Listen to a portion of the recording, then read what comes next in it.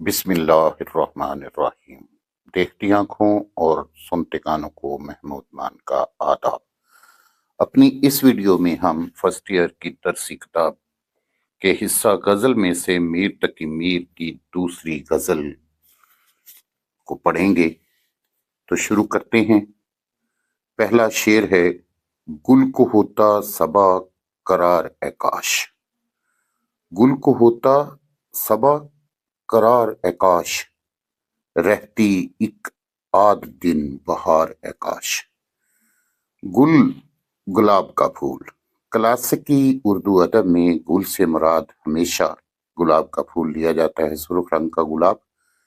ویسے لغت میں اس کے معنی ہیں گل کے پھول کے۔ صبا، صبح کے وقت چلنے والی ہوا۔ قرار، سکون یا ٹھہراؤ اس کا معنی ہے۔ ثبات کے معنی ہے قیام، دوام۔ مفہوم اس شعر کا کچھ اس طرح سے ہوگا: اے باد صبا، کاش گل کو ثبات ہوتا تاکہ ایک آدھ دن بہار اور رہ سکتی۔ تشریح: میر تقی میر نے تشریح طلب شعر میں پھول کی مختصر اور عارضی زندگی کا مضمون باندھا ہے۔ شاعر میر تقی میر باد صبا سے مخاطب ہو کر کہتا ہے کہ اے صبا، تو جو یہ پھول کھلا رہی ہے، انہیں دو چار دن کی زندگی بھی عطا کر۔ گلوں کی زندگی نہایت ہی قلیل ہوتی ہے، بہت مختصر ہوتی ہے۔ بقول میر تقی میر: کہا میں نے کتنا ہے گل کا ثبات، کہا میں نے کتنا ہے گل کا ثبات، کلی نے یہ سن کر تبسم کیا۔ شاعر کی خواہش ہے کہ کاش پھولوں کی زندگی میں اضافہ ہو جائے، کیونکہ چمن میں پھول کھلنے سے ہر طرف بہار کا موسم چھا جاتا ہے اور پورا باغ معطر و حسین ہو جاتا ہے۔ باغ کے تمام مناظر جوبن پر ہوتے ہیں، چرند پرند اور انسان تمام اس موسم سے لطف اندوز ہوتے ہیں۔ لیکن یوں ہی ننھی کلیوں اور رنگ برنگے پھولوں کا خاتمہ ہوتا ہے تو چمن سے گویا خوشیاں بھی غائب ہو جاتی ہیں، باغ بے رونق ہو جاتا ہے، نہ پرندے ادھر کا رخ کرتے ہیں، نہ انسان ادھر ٹہلتے ہیں، گویا باغ کی تمام رونقیں پھول ہی کے دم سے ہیں۔ فی الحقیقت کائنات کی تمام حسین اشیاء ما سوائے اللہ سبحانہ تعالیٰ کی ذات کے، ان کی زندگی نہایت ہی مختصر ہوتی ہے۔ گل، چاند، تارے اور جوانی، حسن، ہر شے کو زوال ہے۔ ڈیئر اسٹوڈنٹس، موسم بہار انسانی زندگی میں خوشی اور مسرت کا اظہار بھی ہو سکتا ہے کہ جس طرح پھول کی زندگی نہایت قلیل ہے، اسی طرح انسانی زندگی بھی انتہائی مختصر ہے، اور انسان کی اس مختصر زندگی میں مسرتوں کا دورانیہ بھی بڑا مختصر ہوتا ہے اور مصائب کا سلسلہ طویل محسوس ہوتا ہے۔ اس شعر میں انسانی زندگی کی ناپائیداری کا ذکر بھی ہے کہ دنیا کی زندگی فقط 4 روزہ ہے۔ انسان کو ابھی اس دنیا میں آئے 2 روز ہی ہوتے ہیں کہ موت آ کر اس کا گلا دبوچ لیتی ہے۔ گویا یہ دنیا بالکل ناپائیدار ہے، جس میں بہار یعنی خوشیوں کا عرصہ بہت قلیل ہے، بہت مختصر ہے۔ بقول بہادر شاہ ظفر: لگتا نہیں ہے دل میرا، لگتا نہیں ہے دل میرا اجڑے دیار میں، کس کی بنی ہے عالم ناپائیدار میں، کس کی بنی ہے عالم ناپائیدار میں۔ شعر نمبر 2: یہ جو 2 آنکھیں مند گئی ہیں، یہ جو 2 آنکھیں مند گئی ہیں، اس پہ واہ ہوتی ایک بار اے کاش۔ مند جانا، بند ہونا، موت آ جانا، واہ ہونا، کھلنا، کاش کلمہ حسرت یا افسوس ہے۔ مفہوم: کاش میری 2 آنکھیں جنہیں موت نے بند کر دیا ہے کھل سکتی تاکہ میں محبوب کا دیدار کر سکتا۔ تشریح: عشق کی راہ پر چلنے والے کو جگہ جگہ کٹھن حالات کا سامنا کرنا پڑتا ہے اور وہ ان تمام مصائب کو خندہ پیشانی سے برداشت کرتا ہے، لیکن عاشق کے لیے محبوب کا یہ ستم ناقابل برداشت ہوتا ہے کہ محبوب اسے اپنے دیدار سے محروم رکھے۔ وہ بار بار محبوب سے اپنے حال زار کے متعلق فریاد کرتا ہے اور دیدار طلب کرتا ہے، لیکن عاشق کی یہ خواہش اکثر پوری نہیں ہوتی۔ محبوب کے دیدار کی آرزو رفتہ رفتہ حسرت میں تبدیل ہوتی جاتی ہے اور عاشق محبوب کے دیدار سے نا امید ہونے لگتا ہے۔ عاشق محبوب کی بے وفائیوں کے صدمات اٹھا کر قریب المرگ ہو جاتا ہے، لیکن محبوب پر اس کی اس حالت کا اثر بالکل نہیں ہوتا۔ عاشق اس سے التجا کرتا ہے کہ حالت نزا میں تو دیدار کرا دے، کیونکہ اب وہ وہاں جا رہا ہے جہاں سے آج تک کوئی لوٹ کر نہیں آیا، لیکن محبوب ہیلے بہانے سے کام لیتا ہے اور اسے اس بات کا کوئی احساس نہیں ہوتا کہ کوئی دنیا کو ہمیشہ ہمیشہ کے لیے خیر بات کہہ رہا ہے۔ اور یہ ہمارے کلاسیکی ادب میں ہر شاعر کا رونا ہے، ہر شاعر نے اپنی شاعری میں یہی رونا رویا ہے۔ بقول یعقوب انجم، میرے مرنے کے بعد آؤ گے، میرے مرنے کے بعد آؤ گے، کیا زمانے کو منہ دکھاؤ۔ ڈیئر اسٹوڈنٹس، ہم کہہ سکتے ہیں کہ عاشق انتظار کرتے کرتے تھک جاتا ہے لیکن محبوب نہیں آتا۔ البتہ ملک الموت ضرور آ جاتا ہے، تاہم شاعر دیدار محبوب کا اس قدر متمنی ہے کہ وہ چاہتا ہے کہ جب اس کی موت کا سن کر محبوب اس کی لاش پر آئے، میت پر آئے، تو اس کی آنکھیں کھل جائیں تاکہ وہ محبوب کی ایک جھلک تو دیکھ سکے۔ کتنا ترس گیا ہے میر تقی میر۔ بقول شاعر، آ بھی جاؤ کہ وقت نازک ہے، آ بھی جاؤ کہ وقت نازک ہے، زندگی لوٹ کر نہیں آتی۔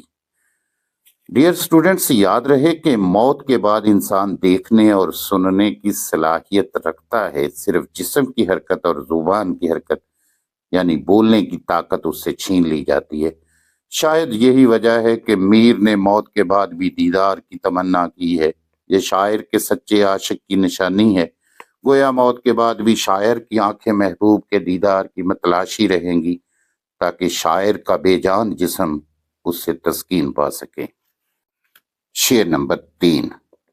کن نے اپنی مصیبتیں نہ گنی، کن نے اپنی مصیبتیں نہ گنی، رکھتے میرے بھی غم شمار اے کاش، رکھتے میرے بھی غم شمار اے کاش۔ کن نے پرانا متروک لفظ ہے، اس کے معنی ہوتے ہیں کس نے۔ شمار کرنا ہوتا ہے گننا، حساب کتاب کرنا۔ مفہوم، ہر شخص نے اپنی مصیبتیں گنی، کاش یہ لوگ میرے غموں پر بھی نظر ڈالتے تو انہیں معلوم ہوتا کہ میں سب سے زیادہ غم زدہ ہوں۔ تشریح، میر تقی میر کے نزدیک یہ دنیا مصائب کا گھر ہے، ہر شخص کا دل دکھوں کی اماج کا ہے، زندگی پریشانیوں سے عبارت ہے، ہر انسان کو کوئی نہ کوئی غم لاحق ہے، انسانی دماغ کسی نہ کسی پریشانی میں گرا ہی رہتا ہے۔ یہ یقینی طور پر کہا جا سکتا ہے کہ ہر انسان کو دکھوں سے ضرور واسطہ پڑتا ہے۔ یہ الگ بات ہے کوئی ان مصائب کو خندہ پیشانی سے برداشت کرتا ہے اور کوئی ہنگامہ برپا کر دیتا ہے اور شکوہ شروع کر دیتا ہے۔ دراصل میر تقی میر نے جہاں غموں کا شکوہ کیا ہے، تشریح طلب شعر میں وہ کہتے ہیں کہ ہر شخص اپنے ہی مصائب، مشکلات، پریشانیوں کو دوسروں کے سامنے بیان کرتا رہتا ہے، لیکن دوسروں سے ان کے غموں کے بارے میں نہیں پوچھتا۔ اگر وہ یہ چیز کرے تو اسے اندازہ ہو کہ اس کا غم دوسروں کے غموں کے مقابلے میں کتنا چھوٹا ہے۔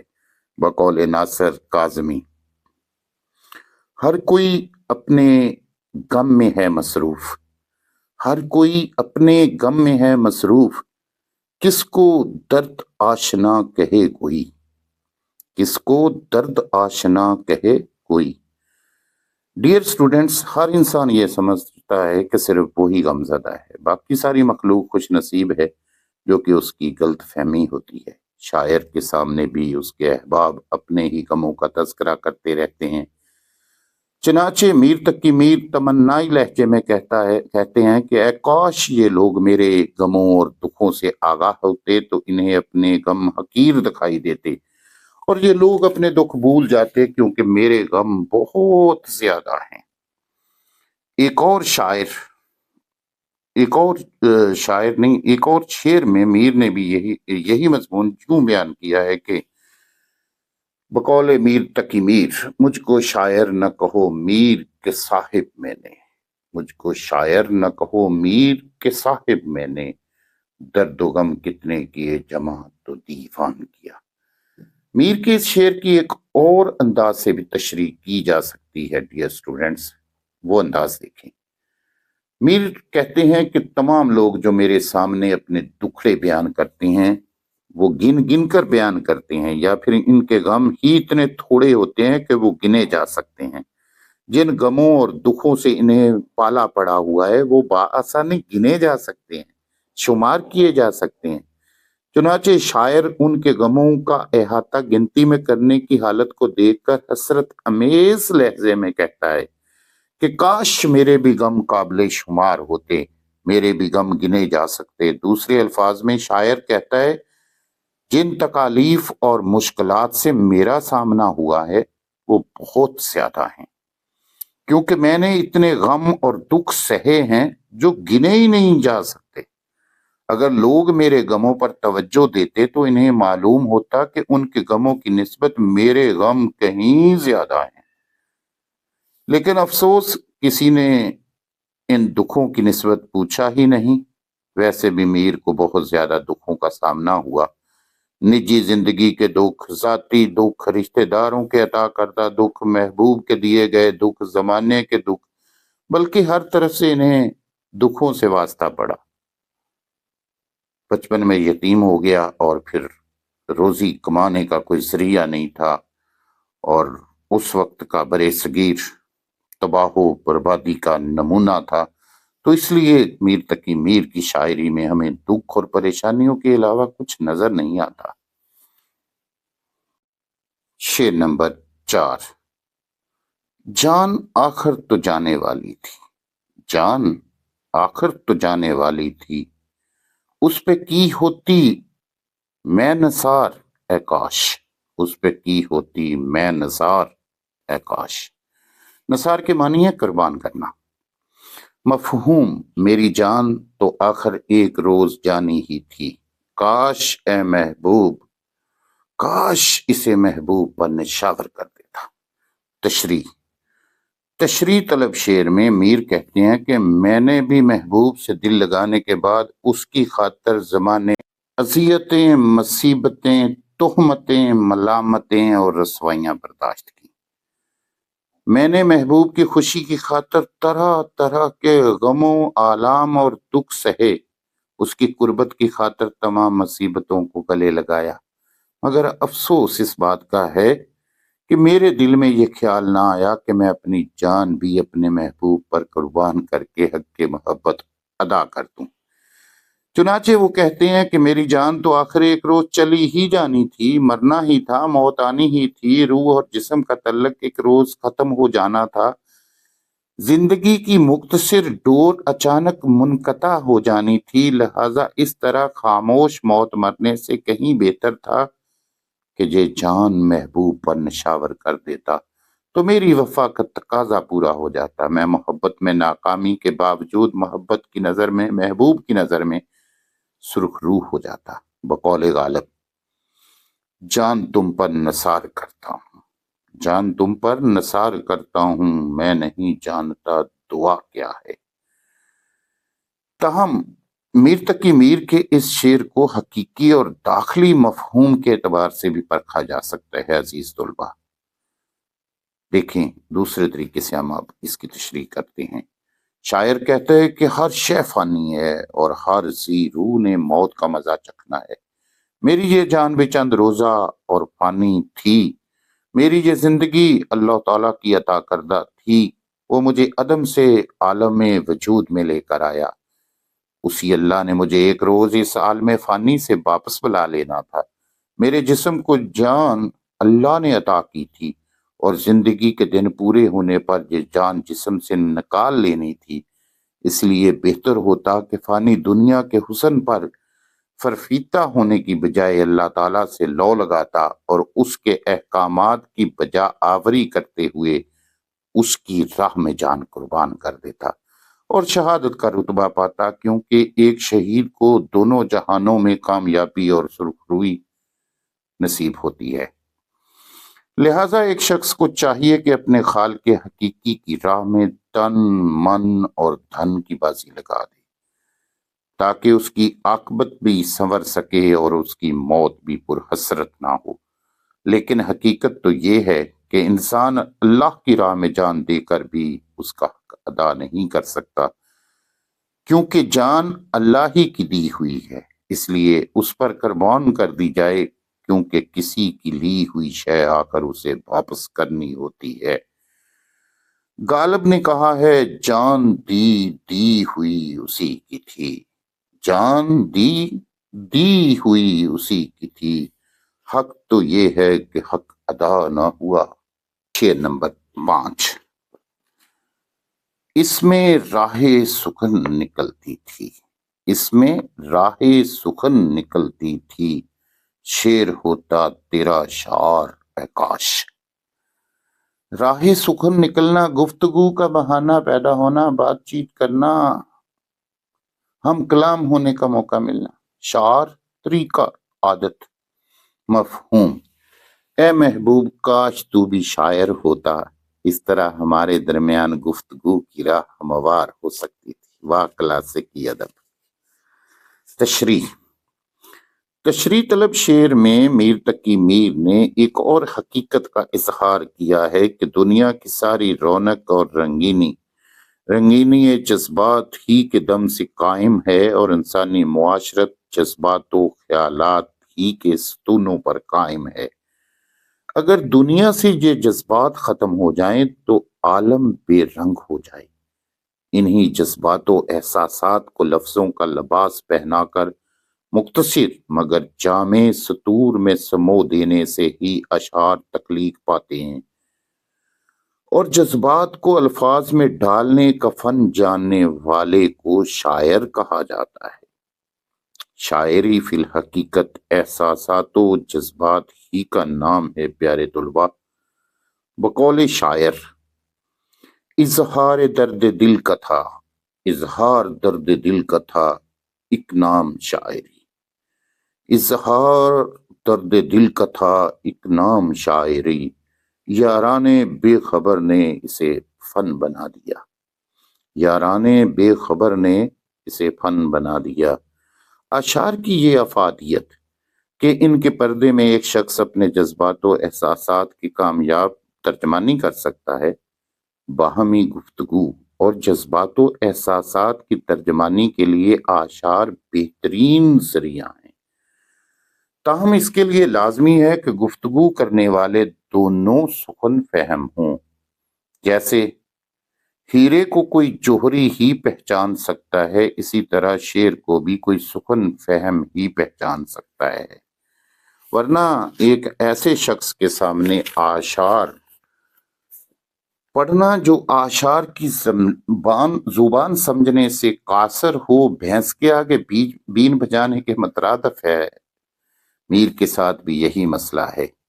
میر تو اعلیٰ پائے کے شاعر ہیں، لیکن ان کی شاعرانہ گفتگو محبوب کی سمجھ میں نہیں آتی، لہٰذا میر حسرت امیز لہجے میں کہتے ہیں کہ اے محبوب، اگر تم بھی شاعر اور سخن فہم ہوتے تو کیا خوب ہوتا اور ہم بہتر طور سے گفتگو کر سکتے، لیکن ایسا نہیں ہے۔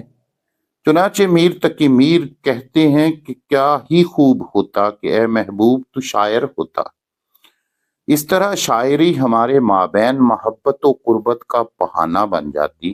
میں اشعار کے پردے میں اپنی دلی کیفیات کا اظہار کرتا اور کبھی تو اشعار کے ذریعے اپنے دلی جذبات پیش کرتا۔ اس طرح ہمیں ایک دوسرے تک اپنے دلی جذبات و احساسات پہنچانے کا بھرپور موقع میسر آتا اور آشعار کے ذریعے ہم ایک دوسرے کے جذبات و کیفیات سے لمحہ بلمحہ آگاہ اور بخوبی واقف رہتے۔ اس طرح دونوں کا شعر و شاعری کا ذوق ہمیں ایک دوسرے کے قریب تر رکھتی، کیونکہ باقول فراق گورکھ پوری، فراق اے کاش سننے والوں کے سینے میں دل ہوتا، فراق اے کاش سننے والوں کے سینے میں دل ہوتا، حقیقت ہوتی ہے آشعار میں باتیں نہیں ہوتی، حقیقت ہوتی ہے آشعار میں باتیں نہیں ہوتی۔ شعر نمبر 6۔ شش جہت اب تو تنگ ہے ہم پر، شش جہت اب تو تنگ ہے ہم پر، اس سے ہوتے نہ ہم دو چار اے کاش، اس سے ہوتے نہ ہم دو چار اے کاش۔ شش جہت کے معنی ہیں 6 اطراف، اوپر نیچے دائیں بائیں آگے پیچھے، یعنی تمام اطراف سے۔ تنگ ہونا، جائے پناہ نہ ملنا، جان نہ چھوٹنا۔ دو چار ہونا، واسطہ پڑھنا۔ مفہوم: کاش ہمارا محبوب سے واسطہ نہ پڑتا، کیونکہ اس کی وجہ سے آج ہمیں دنیا میں کہیں پناہ نہیں مل رہی، کہ اس کے غم سے چھٹکارا نہیں مل رہا۔ تشریح طلب شعر میں شاعر نے محبوب سے عشق کرنے کے بعد پیش آنے والے غموں آلام کی طرف اشارہ کیا ہے۔ یہ آسان کام نہیں ہوتا، بلکہ نہایت کٹھن اور پرخطر ہوتا ہے۔ اس میں عاشقوں کو سینکڑوں مصائب کا سامنا کرنا پڑتا ہے۔ محبوب کی طرف سے ملنے والے غموں اور دکھوں کے ساتھ ساتھ سارا زمانہ عاشق کا دشمن بن جاتا ہے۔ اپنے پرائے رشتہ دار، احباب اور سبھی عاشق پر عرصہ حیات تنگ کر دیتے ہیں۔ اذیتوں، مصیبتوں، ملامتوں اور بلاؤں سے اس کا پالا پڑتا ہے۔ بقول خواجہ میر درد، اذیت، مصیبت، ملامت، بلائیں، تیرے عشق میں ہم نے کیا کیا نہ دیکھا۔ میر کے ساتھ بھی یہی بیتی ہے۔ میر کہتے ہیں کہ محبوب سے ملاقات سے قبل ہماری زندگی میں اتنے غم نہ تھے، لیکن محبوب سے ملاقات کے بعد تو تمام عالم ہی ہمارے خلاف ہو گیا ہے۔ گھر بار، سکون و چین، ہر شے برباد ہو گئی۔ محبوب تو ویسے ہی بے وفا تھا اور سونے پر سہاگا، یہ کہ دنیا بھی ہم سے کنارہ کش ہو چکی ہے، ہم پر عرصہ حیات تنگ ہو چکا ہے۔ یوں لگتا ہے جیسے ساری دنیا ہی ہماری دشمن بن گئی ہے، اور وسیع و عریض کائنات میں ہمیں کوئی مقام عافیت نظر نہیں آتا۔ بقول میر تقی میر، دشمنی ہم سے کی زمانے نے، دشمنی ہم سے کی زمانے نے، کہ جفاکار تجھ سا یار کیا، کہ جفاکار تجھ سا یار کیا۔ دیکھیں عزیز طلباء، کائنات میں اگر کوئی ہمارے لیے خوشہ عافیت تھا تو وہ در محبوب ہی تھا، مگر وہاں تک رسائی ہماری قسمت میں نہ تھی۔ اب ستم یہ ہے کہ ایک طرح محبوب سے محبت کا دعویٰ کرنے اور مصائب برداشت کرنے کے باوجود ہم محبوب کی قربت سے محروم رہے، دوسری طرف محبوب سے محبت کا دعویٰ کرنے کی وجہ سے سارا زمانہ ہی ہمارا دشمن بن گیا ہے۔ اس طرح ساری کائنات ہمارے لیے تنگ ہو گئی ہے، چنانچہ ہم جس سمت بھی جاتے ہیں کوئی جائے پناہ نہیں ملتی۔ جہاں جاتے ہیں ہمارے دکھ اور تکلیفیں بدستور رہتی ہیں۔ یہ سب کچھ محبوب کی محبت میں گرفتار ہونے کی وجہ سے ہوا ہے۔ اسی حقیقت کا ایک شاعر نے یوں اظہار کیا ہے بقول مکیش ناگپوری: میری ہر خوشی تھی تیری ہر خوشی سے پہلے، میری ہر خوشی تھی تیری ہر خوشی سے پہلے، مجھے کوئی غم نہیں تھا غم عاشقی سے پہلے۔ اسی سے ملتا جلتا میر تقی میر کا بھی ایک شعر ہے: پھرتے ہیں میر خوار کوئی پوچھتا نہیں، پھرتے ہیں میر خوار کوئی پوچھتا نہیں، اس عاشقی میں عزت سادات بھی گئی۔ یعنی کہ میر تقی میر اچھے خاصے خاندان سے سید زادے ہیں لیکن عاشقی میں پڑھ کر ذلیل و خوار ہوئے۔ اس غزل کی اتنی تشریح کافی ہے۔ اجازت چاہوں گا۔ اللہ حامی و ناصر۔